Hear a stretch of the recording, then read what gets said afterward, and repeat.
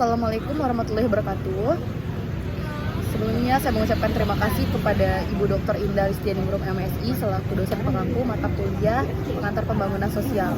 Pada hari ini saya dan teman-teman akan mempresentasikan hasil kerja kelompok kami. Perkenalkan, nama saya Alisa Sabila selaku pemateri utama dengan NIM E1021231002 sebagai pemateri utama, dan dilanjutkan oleh Irfan Arif Farezi selaku pemateri kedua dengan NIM E1021231028.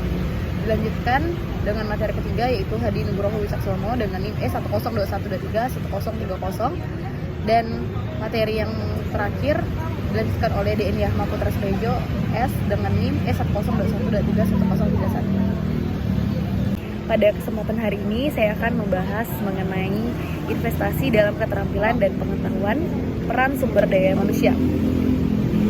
Investasi dalam keterampilan dan pengetahuan merupakan elemen kunci dalam pengembangan sumber daya manusia dalam era globalisasi dan perubahan teknologi yang cepat. Peran sumber daya manusia menjadi semakin vital dalam memastikan pertumbuhan dan kesuksesan perusahaan. Keterampilan dalam perusahaan global itu bisa dimaksud juga dengan sumber daya manusia yang memiliki keterampilan adaptasi yang baik merupakan aset berharga.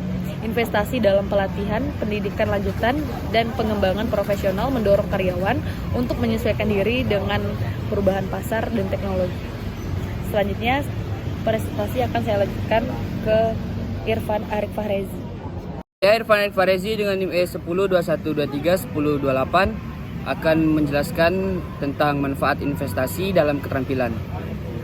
Manfaat investasi dalam keterampilan terbagi menjadi 3. Yang pertama, 1, daya saing perusahaan, yaitu karyawan yang terampil dan terus berkembang meningkatkan daya saing perusahaan dalam pasar global.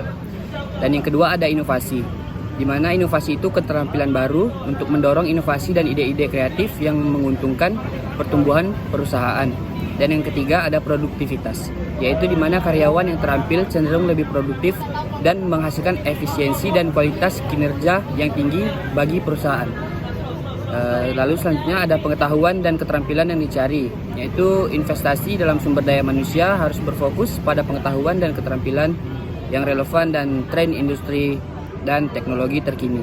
Ini mencakup penguasaan teknologi digital, yaitu keterampilan interpersonal, kepemimpinan, dan pemecahan masalah. Sekian dari saya, akan dilanjutkan oleh pemateri ketiga. Perkenalkan, nama saya Hadi Nugroho Wicaksono dengan NIM E1021231030 yang akan menjelaskan tentang peran sumber daya manusia. Nah, di sini peran sumber daya manusia dibagi menjadi 3. Yang pertama yaitu perencanaan dan pengelolaan sumber daya manusia. Yang kedua, mendorong budaya pembelajaran manusia. Dan yang ketiga, evaluasi dan pengukuran efektivitas. Pertama, perencanaan dan pengembangan SDM atau sumber daya manusia, yaitu sumber daya manusia bertanggung jawab dalam merencanakan investasi, keterampilan karyawan, dan mengelola program pelatihan. Kemudian kedua, mendorong budaya pembelajaran manusia, memiliki peran penting dalam memfasilitasi budaya perusahaan yang mendukung pembelajaran dan pertumbuhan karyawan. Dan yang terakhir, yang ketiga, yaitu evaluasi dan pengukuran efektivitas, yaitu mengukur efektivitas investasi dalam keterampilan dan pengetahuan untuk memastikan keberhasilan program pengembangan. Terima kasih. Selanjutnya akan saya lanjutkan ke materi selanjutnya. Baik, perkenalkan, nama saya DN Yahma Putra Srejo. Di sini saya sebagai pemateri yang keempat akan melanjutkan materi dari Saudara Hadi. Baik, di sini saya akan menjelaskan bahwasannya investasi dalam keterampilan dan pengetahuan merupakan investasi jangka panjang yang memberikan keuntungan besar bagi perusahaan. Sumber daya manusia memiliki peran sentral dalam menyusun dan melaksanakan strategi ini, yang pada gilirannya memberikan keunggulan kompetitif dan kesuksesan jangka panjang bagi perusahaan.